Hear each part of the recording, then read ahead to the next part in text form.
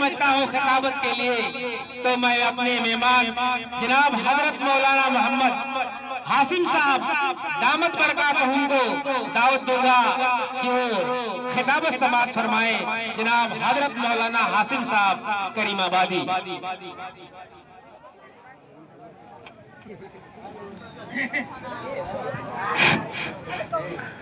بسم الله الرحمن الرحيم نحمده ونصلي على رسوله الكريم أما بعد أعوذ بالله من الشيطان الرجيم بسم الله الرحمن الرحيم لقد كان لكم في رسول الله أسوة حسنة وقال تعالى في كلامه المجيد ألم يجدك يتيما فآوى وقال رسول الله صلى الله عليه وسلم والله لا يؤمن والله لا يؤمن والله لا يؤمن قيل ومن يا رسول الله الذي جاره البوائق. حاضرین مجلس، آپ سبھی حضرات کو معلوم ہے کہ یہ پروگرام نعتیہ مشاعرے کی طرف منعقد کیا جا رہا ہے. نعت کس کو کہتے ہیں، سب سے پہلے اس کے بارے میں ہمیں سمجھنا ضروری ہے. نعت اس کو کہتے ہیں جو نبی کریم صلی اللہ علیہ وسلم کے شان میں پڑھی جائے، اسی کو نعت کہتے ہیں. نعت کے بارے میں تو ہر کوئی جانتا نہیں ہے، لیکن جاننا بھی ضروری ہے کہ نعت اور حق اور نظم کس کو کہتے ہیں. ان تینوں چیزوں میں فرق ہے. نعت اس کو کہتے ہیں جو نبی کریم صلی اللہ علیہ وسلم کی شان میں پڑھی جائے، اور حمد اس کو کہتے ہیں جو اللہ تبارک و تعالیٰ کی بارگاہ میں اللہ تعالیٰ کی ذات اقدس میں گائی جائے، اس کو حمد کہتے ہیں.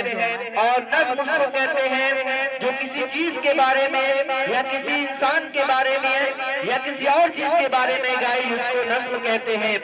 تو میرے دوستوں اور عزیز ساتھیوں، میں نے آپ حضرات کے سامنے قرآن کی دو آیت تلاوت کی ہے. چاہتا ہوں کہ اسی کے ضمن میں آپ حضرات کے سامنے کچھ باتیں عرض کر دوں. اللہ تبارک و تعالیٰ سے دعا ہے کہ اللہ تعالیٰ ہم سب کو کہنے سننے سے زیادہ اس پر عمل کرنے والا بنائے. پہلی آیت اللہ تبارک و تعالیٰ قرآن پاک میں ارشاد فرماتے ہیں لَقَدْ كَانَ لَكُمْ رَسُولِ اللَّهِ أُسْوَةٌ حَسَنَةٌ، کہ اللہ تبارک و تعالیٰ نے فرمایا کہ رسول اللہ صلی اللہ علیہ وسلم کی زندگی ہمارے لیے آئیڈیل اور نمونہ ہے. اگر ہمیں زندگیوں میں سکون چاہتا ہے، اگر ہمیں زندگیوں کو آباد کرنا ہوگا اور ہمیں دنیا اور آخرت کی زندگی کو سنوارنا ہوگا، تو رسول اللہ صلی اللہ علیہ وسلم کی زندگی کے بغیر ہماری زندگی کامیاب نہیں ہو سکتی. کیونکہ رسول اللہ صلی اللہ علیہ وسلم پوری دنیا کے لیے انسانیت، پوری دنیا کے رحمت للعالمین بن کر آئے تھے. جب آپ صلی اللہ علیہ وسلم دنیا میں تشریف نہیں لائے تھے تو اس وقت کی دنیا کچھ اور تھی.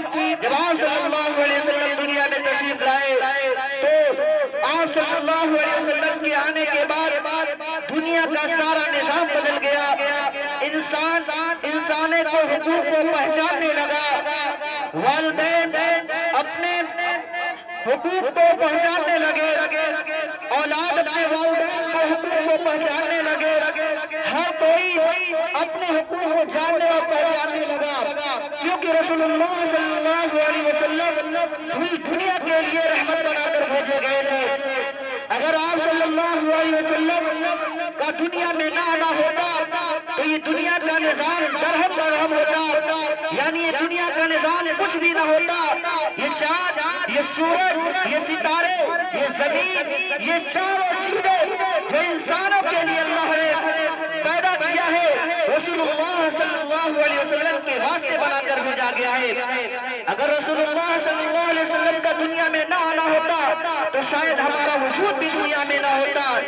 یہ آپ صلی اللہ علیہ وسلم کا صدقہ ہے، یہ آپ صلی اللہ علیہ وسلم کا ثمرہ ہے جس کے وجود سے ہم دنیا میں وجود میں آئے ہیں. اگر ہم ان کی تعلیمات پر عمل کریں گے، ان کے بتائے ہوئے راستے پر چلیں گے، ان کی تعلیمات پر عمل کریں گے تو یقیناً ہم رسول اللہ صلی اللہ علیہ وسلم کی امتی کہلانے کے لائق ہوں گے. اگر ہم ان کے راستے سے ہٹ کر رسول اللہ صلی اللہ علیہ وسلم کے بتائے ہوئے طریقے سے اپنی زندگی کو گزاریں گے تو یقیناً ہماری زندگی کامیاب زندگی اگر ہم رسول اللہ صلی اللہ علیہ وسلم کے طریقے کو چھوڑ کر آخرت کی زندگی کو برباد کرنا چاہتے ہیں تو رسول اللہ صلی اللہ علیہ وسلم کی زندگی کو چھوڑنا ہوگا تو ہماری زندگی برباد ہو جائے گی۔ اگر ہمیں کامیاب ہونا چاہیے تو ہمیں رسول اللہ صلی اللہ علیہ وسلم کے سیرت کو اپنانا ہوگا، رسول اللہ صلی اللہ علیہ وسلم کے اخلاق کو سمجھنا ہوگا، ان کے کردار کو پڑھنا ہوگا کہ آپ صلی اللہ علیہ وسلم نے ہمارے لیے کتنا درد اور کتنی تکلیفیں سہی ہے، جو آج ہم تک پوری دنیا کے انسان، پوری دنیا کے لوگ رسول اللہ صلی اللہ علیہ وسلم کا نام لے رہے ہیں۔ اگر رسول اللہ صلی اللہ علیہ وسلم کے نام لیوا نہ ہوتے تو آج دنیا کا نظام درہم خراب ہوتا، آج انسان درندوں کی شکل میں ہوتا۔ آپ صلی اللہ علیہ وسلم نے آ کر ہر انسان کے حقوق کو بتا دیا کہ چھوٹوں پر کیا حقوق ہے، بڑوں کو کیا حقوق ہے، استاد کے کیا حقوق ہیں، ماں باپ کے کیا حقوق ہیں، ہر ایک کے آپ صلی اللہ علیہ وسلم نے طریقے بتا دیے ہیں۔ اگر اس طریقے پر ہم اپنی زندگی گزارتے ہیں تو یقیناً ہماری زندگی رسول اللہ صلی اللہ علیہ وسلم کے مطابق زندگی گزر رہی ہے۔ اگر ہم اپنے ماں باپ کے حقوق کو نہیں پہچانتے، ہم اپنے استاد کے حقوق کو نہیں پہچانتے، ہم چھوٹے بڑے کے حقوق کو نہیں جانتے، ہم پڑوسیوں کے حقوق کو نہیں جانتے، ہم چوری ڈکیتی اور نمازوں کو چھوڑتے ہیں تو یقیناً میرے دوستو یہ رسول اللہ صلی اللہ علیہ وسلم کی سیرت نہیں ہے، یہ رسول اللہ صلی اللہ علیہ وسلم کا اخلاق نہیں ہے۔ آپ صلی اللہ علیہ وسلم تو بے سہاروں کے سہارا بنتے تھے، آپ صلی اللہ علیہ وسلم تو مسکینوں، یتیموں، بیواؤں کے سہارا بنتے تھے۔ آج ہر مسلمان ایک دوسرے سے شکایتیں کرتا پھرتا ہے، اولاد کو والدین سے شکایت ہے، اولاد کو والدین سے شکایت ہے، شکایت ہے تو پوری دنیا کے لوگ ایک دوسرے سے شکایت ہے۔ کیوں کہ ہماری زندگی رسول اللہ صلی اللہ علیہ وسلم کے مطابق، قرآن کے مطابق اور شریعت کے مطابق زندگی نہیں گزرتی، اس وجہ سے ہم پریشان ہیں، آج والدین بھی پریشان ہیں، کیونکہ اولاد اس وجہ سے ان کا کہنا نہیں مانتی کہ اولاد کا جو حقوق والدین کے اوپر ذمہ ہے، ان کی دینی تعلیم، ان کی دینی تربیت کرنا ضروری ہے ہر والدین کے لیے۔ اگر یہ تعلیم اور تربیت نہیں کرتے تو قیامت کے دن یہ اولاد والدین کا گریبان پکڑ کر کھینچے گی کہ آپ نے مجھے صحیح راستے کی تعلیم نہیں دی، آپ نے مجھے حلال اور حرام کے درمیان تمیز نہیں کی، اس وجہ سے آج ہم بھی اس دلدل میں پھنسے ہوئے ہیں، لہذا آپ بھی میرے ساتھ جہنم میں جائیں گے۔ اس وجہ سے ہر والدین کے لیے ضروری ہے کہ اپنے اولاد کے لیے دینی تعلیم کا نظام قائم کریں، ان کو ایسی تعلیم سے آراستہ کرے، دینی عقائد کو ان کے دلوں میں مضبوط کرے، رسول اللہ صلی اللہ علیہ وسلم کی سیرت ان کے دلوں میں پیوست کرے۔ اگر وہ جانیں گے تو انشاءاللہ العزیز یہ قیامت کے دن آپ کے لیے سفارش اور گواہ بنیں گے، اور ان کو دین کی تعلیم سے آگاہ نہیں کیا، دین کی تعلیم سے آراستہ نہیں کیا تو یہ قیامت کے دن آپ کے لیے مخالف بن جائیں گے۔ اگر ہم نے آج اپنی اولاد کو لاکھوں روپیہ خرچ کر کے ڈاکٹر انجینئر بنا دیا ہے تو یہ یقیناً اولاد آپ کے لیے قیامت کے دن مخالف بن جائے گی۔ اگر اسی اولاد کو اس کا الٹا کر دیا جائے، یعنی اپنی اولاد کے لیے دین اور قرآن کی تعلیم سے آراستہ کر دیا جائے گا تو یہی اولاد آپ کے لیے قیامت کے دن دوڑ کر سفارش کے لیے اللہ کے بارگاہ میں پہنچے گی۔ اگر اس کے الٹے ہم دینی تعلیم کے چھوڑ کر دنیاوی تعلیم سے آراستہ کریں گے تو یہ اولاد آپ سے بھاگے گی۔ اس وجہ سے میرے دوستوں اور عزیز ساتھیوں، ہمیں اپنے اندر دینی تعلیم کا ماحول پیدا کرنا ضروری ہے۔ ایک حدیث میں اللہ کے نبی علیہ الصلوۃ والسلام ارشاد فرماتے ہیں، طلب العلم فریضۃ علی کل مسلم، کہ ہر مسلمان پر، ہر مسلمان مرد اور عورت پر اتنا علم حاصل کرنا ضروری ہے کہ جس سے اس کے درمیان حلال اور حرام کی تمیز پیدا ہو جائے۔ اگر کوئی انسان، کوئی مسلمان اتنا علم حاصل نہیں کرتا جس سے وہ حلال اور حرام کے درمیان تمیز پیدا کر سکے تو قیامت کے دن اللہ کی بارگاہ میں وہ سب اس کی پکڑ ہوگی۔ اس وجہ سے مسلمانوں کے لیے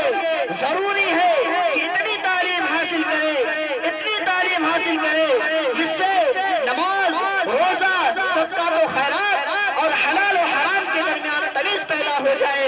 اگر یہ تعلیم نہیں حاصل کرتا، نماز و روزہ کی، وضو کے فرائض، غسل کے فرائض، نماز کے واجبات، نماز کے سنت اگر یہ نہیں سیکھتا، جو موٹی موٹی اسلام کی باتیں ہیں، تو قیامت کے دن یہ اللہ کی بارگاہ میں سخت گنہگار ہوگا۔ اس وجہ سے اگر آپ کو کسی چیز مسئلے میں پیچیدگی ہو رہی ہے یا کوئی مسئلہ نہیں سمجھ میں آ رہا ہے، تو اللہ تبارک و تعالیٰ نے اس دور میں ایسے ایسے علماء کرام کو پیدا کیا ہے۔ علماء کرام کا احسان ہے، اللہ کا کرم ہے کہ اللہ نے ہمارے اس دور میں مدارس کو پیدا کیا ہے، مساجد کو پیدا کیا ہے۔ آپ مسئلے کو نہیں سمجھ پاتے ہیں تو مساجد سے تعلق قائم کیجیے، نماز کے واجبات نہیں سیکھ پا رہے ہیں تو مدارس سے تعلق قائم کیجیے، غسل کے طریقے نہیں معلوم ہے، جنازے کی تکبیرات نہیں معلوم ہے، تو آپ کو ساری سویدھائیں اس دور میں اللہ کے فضل و کرم سے ملے گی۔ آپ اگر اس سے بھاگیں گے تو اللہ کی یہاں آپ کی قدر ہوگی، کیونکہ آپ کی نظام کے لیے، آپ کو سیکھنے کے لیے ساری چیزیں موجود ہیں۔ اگر آپ اس سے نہیں سیکھیں گے، جو موٹی موٹی اسلام کی چیزیں ہیں، اگر اس کو نہیں جانیں گے تو آپ قیامت کے دن بچ نہیں پائیں گے۔ اللہ تعالیٰ ہم سب کو اس پر عمل کرنے والا بنائے اور اپنے اندر دینی تعلیم کی ماحول کی فکر پیدا کرنے والا بنائے اور اپنے بچوں کو دینی تعلیم سے آراستہ کرنے والا بنائے۔ خاص طور پر آج کل اپنے بچوں کے اندر اسلام اور توحید اور رسول اللہ صلی اللہ علیہ وسلم کی سیرت سے آگاہ کرنا ضروری ہوگا، کیونکہ آج کے اس پرفتن دور میں، آج کے اس بگڑے ہوئے ماحول میں، آج ہمارے گھروں کا جو حال ہے کسی سے ڈھکا چھپا نہیں ہے۔ آئے دن مسلمانوں کی بیٹیاں، آئے دن ہماری بہن بیٹیاں اسلام چھوڑ کر غیروں کے ساتھ اپنا تعلق بنا رہی ہے۔ آخر ایسا کیوں ہوتا ہے؟ کیونکہ ہمارے اندر ایسی کمی ہے جو ہماری بہن بیٹیاں اسلام چھوڑ کر غیروں کے دامن میں اپنا دامن پکڑ رہی ہے۔ یہ اگر نہیں ہوگا اور ہماری بہن بیٹیاں اسلام کا دامن چھوڑ کر غیر کے دامن میں بیٹھے گی تو اللہ کی بارگاہ میں یہ والدین کی سخت پکڑ ہوگی۔ کیوں نے ان کو دینی تعلیم کی طرح راستہ کیا؟ کیوں ان کو یہ نہیں بتایا رسول کیا ہے، ایمان کیا ہے، قرآن کیا ہے، حدیث کیا ہے؟ اگر ان چیزوں کے بارے میں نہیں بتایا تو اللہ کی یہاں وہ بچ نہیں پائیں گے۔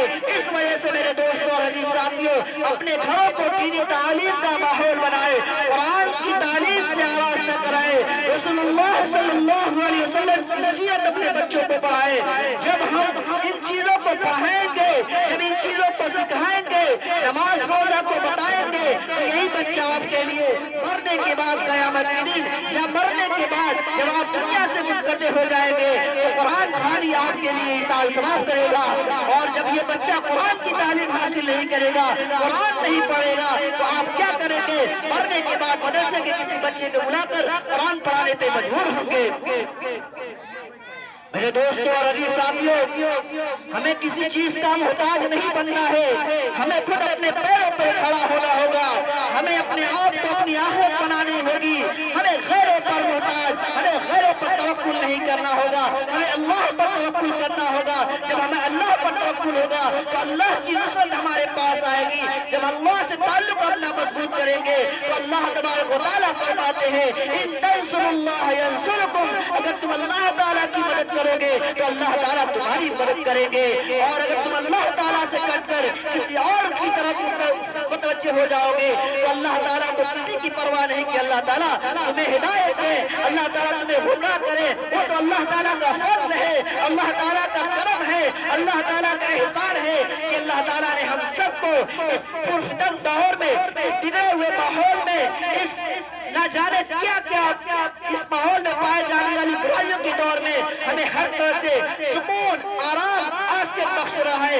کھانے کے لیے وقت میں 2 روٹی مل جا رہی ہے، یہ اللہ کا بہت بڑا کرم ہے۔ اگر اللہ تعالیٰ ہم سے اپنا احسان ماننے پر آ جائے تو ہمیں دنیا میں جینے کا حق نہیں ہوگا۔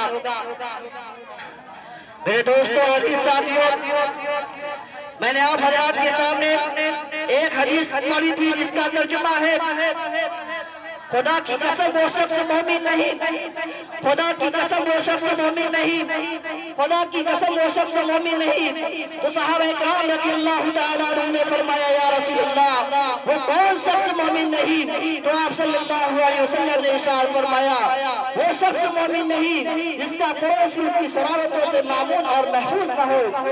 आज हर घर का माहौल बड़ा हुआ है कि एक पड़ोसी को दूसरे पड़ोसी से शिकायत है, आज हर घर में एक दूसरे से नफरत है, भाई भाई में दुश्मनियां हैं। क्यों है? किसी बात पर हो जाती है, किसी बात पे विवाह हो जाती है, लेकिन सालों गुजर जाते हैं उनसे ताल्लुक बनाने में, उनसे बात करने में, उनसे तकल्लुम करने में। अगर ये शख्स दुनिया से चला गया तो आप सल्लल्लाहु अलैहि वसल्लम ने फरमाया है कि वो सब जन्नत की खुशबू भी नहीं सूंघ पाएगा। मेरे दोस्तों और अजीज साथियों, एक हदीस में अल्लाह के नबी अलैहिस्सलातु वस्सलाम इरशाद फरमाते हैं कि ईमान की 70 जायज शाखें हैं, उनमें सबसे अफजल ला इलाहा इल्लल्लाह का कहना है और सबसे छोटी चीज रास्ते से किसी तकलीफ की चीज को हटा देना है। आज हर मुसलमान रास्ते से गुजरता है, रास्ते में पड़ी गंदगी, रास्ते में पड़े पत्थर, रास्ते में पड़े कांटे कौन हटाता है? क्या मुसलमान की गैरत बढ़ चुकी है? या हम सब रसूलुल्लाह सल्लल्लाहु अलैहि वसल्लम के उम्मती हैं? या रसूलुल्लाह सल्लल्लाहु अलैहि वसल्लम की ही तालीमात थी? या आप सल्लल्लाहु अलैहि वसल्लम ने फरमाया है कि रास्ते से तकलीफें हटा देना एक सदका है।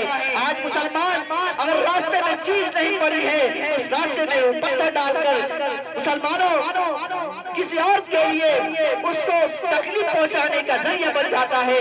मेरे दोस्तों, ये रसूलुल्लाह सल्लल्लाहु अलैहि वसल्लम का तरीका नहीं है। अगर हमें रास्ते में किसी ऐसी चीज से तकलीफ हो रही है या किसी और चीज से तकलीफ हो रही है या सिर्फ अपनी तकलीफ हमारी जात से नहीं होती है या आम मुसलमान या किसी और लोगों को तकलीफ हो रही है, हमें गैरत है। रसूलुल्लाह सल्लल्लाहु अलैहि वसल्लम का तरीका ये है उस तकलीफ देने चीज को रास्ते से हटा देना चाहिए। इस वजह से रसूलुल्लाह सल्लल्लाहु अलैहि वसल्लम की तालीमात है, रसूलुल्लाह सल्लल्लाहु अलैहि वसल्लम के अखलाक हैं, रसूलुल्लाह सल्लल्लाहु अलैहि वसल्लम के किरदार हैं। अगर हम रसूलुल्लाह सल्लल्लाहु अलैहि वसल्लम की तालीमात के मुताबिक जिंदगी गुजारेंगे तो हमारी दुनिया भी कामयाब होगी, हमारी आखिरत भी कामयाब होगी। और अगर हम रसूलुल्लाह सल्लल्लाहु अलैहि वसल्लम के हट से उनकी शरीयत को छोड़कर, तालीमात को छोड़कर, कुरान की तालीमात को छोड़कर जिंदगी गुजारेंगे तो हमें दुनिया में कामयाबी मिल सकती है। और जो हमेशा हमेश की जिंदगी आखिरत की जिंदगी है, हमेशा हमेश की जिंदगी रहने वाली चीज आखिरत की जिंदगी है, तो हमें वहाँ सुकून मिल सकेगा। तो इस वजह से दोस्तों हमें अपने अंदर रसूलुल्लाह सल्लल्लाहु अलैहि वसल्लम की तालीमात को पैदा करना होगा, नमाजों की पाबंदी करना होगा, अपने अंदर रसूलुल्लाह सल्लल्लाहु अलैहि वसल्लम की सिफात को पैदा करना होगा, झूठ हसद कीना से पाक साफ होना होगा। क्योंकि रसूलुल्लाह सल्लल्लाहु अलैहि वसल्लम इन तमाम चीजों को खत्म करने के लिए दुनिया में तशरीफ लाए थे। और अगर हम रसूलुल्लाह सल्लल्लाहु अलैहि वसल्लम का नारा लगाते हैं, यकीनन लगाना चाहिए, लेकिन रसूलुल्लाह सल्लल्लाहु अलैहि वसल्लम पे काम भी करनी चाहिए। रसूलुल्लाह सल्लल्लाहु अलैहि वसल्लम झूठ को मना करते थे, रसूलुल्लाह की तालीम ग़ीबत से मना करते थे, रसूलुल्लाह की तालीम नमाज की तालीम थी, रसूलुल्लाह की तालीम चेहरे पे दाढ़ी थी, रसूलुल्लाह की तालीम घरों में मुसलमान बहन और बेटियों को पर्दा की तालीम थी। आज हमारी बहन बेटियां पर्दगी के नाम पर इज्जत का जनाजा निकाल रही है, रसूलुल्लाह सल्लल्लाहु अलैहि वसल्लम की सीरत का जनाजा निकाल रही है। क्यों? रसूलुल्लाह सल्लल्लाहु अलैहि वसल्लम की तालीमात उन तक नहीं पहुंची है, अगर पहुंची भी है तो उस पर अमल करने को हम तैयार नहीं है। इस वजह से हमें रसूलुल्लाह सल्लल्लाहु अलैहि वसल्लम की तालीमात पर अमल कर अपनी दुनिया और आखिरत को संवारने की जरूरत है और अपने बच्चों को दीनी माहौल में रसूलुल्लाह सल्लल्लाहु अलैहि वसल्लम की तालीमात पर अमल कराकर उनकी आखिरत को संवारना है। अगर हमने उनकी आखिरत को नहीं संवारना, उनको दीनी तालीम से आरास्ता नहीं किया, उनकी फिक्र नहीं की, तो ये बच्चे, ये छोटे बच्चे हैं, ये मासूम बच्चे हैं, ये कयामत के दिन हमारे दामन पकड़ लेंगे। इस वजह से इनसे दामन छुड़ाने के लिए, कयामत के दिन अल्लाह की पकड़ से बचने के लिए हमें इनकी तालीम पर तवज्जो देना होगा, हमें इनकी अकायद को मजबूत करना होगा। रसूलुल्लाह सल्लल्लाहु अलैहि वसल्लम की تعلیمات سے ان کو مزید کرنا ہوگا. اگر ہم یہ کرتے ہیں تو یقیناً ہماری دنیا بھی کامیاب ہوگی, اگر آخرت بھی کامیاب ہوگی. اگر ان چیزوں میں ہمیں کامیاب دیکھنا ہوگا تو رسول اللہ صلی اللہ علیہ وسلم کی سیرت میں ڈھل جانا ہوگا. اسی بات پر میں اپنی بات کو ختم کرتا ہوں. وما علینا الا البلاغ.